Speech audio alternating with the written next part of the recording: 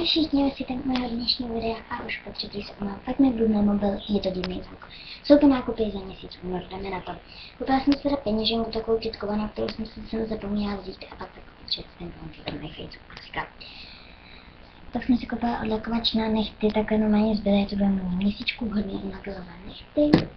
Pak 2 lapel balzámy. Takhle z té kolekce Fruity Shine. Mám teda sherry a strawberry. Pak mám takovouhle jakože paletku z Starbucks Cosmetics. A to je takhle, co to vypadá. Hej, používám skvělá. Pak mám takovouhle paletku také z Starbucks Cosmetics. Já tady to budu velmi rychle, protože nevím často, což to budu mít. Pak tady takhle paletku od Miss Sporty. Pak tady je také Starbucks Cosmetics.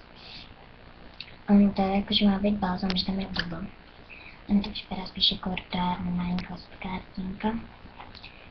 Takže tak. Jsem zkoupila květy na mobil z nějaký internetový obchodu, už ani nevím, jak se jmenoval. Takhle prostě. Zkoupila 2 štíce také Starbucks Cosmetics. A jsou takovýhle na make-up a na stíny, který používám. Tak takový mléko od L'Oreal Sensitive, který nějaká významců vůbec nevím, co je, mě to stala.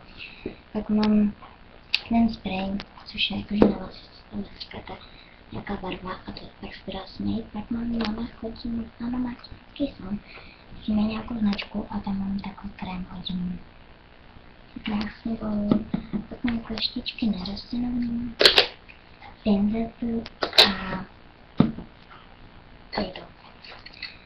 Což je vlastně taky Starbucks Cosmetics. Tam je 8 takových zprávek. Doufám, že se vám moje třetí video líbilo a ahoj!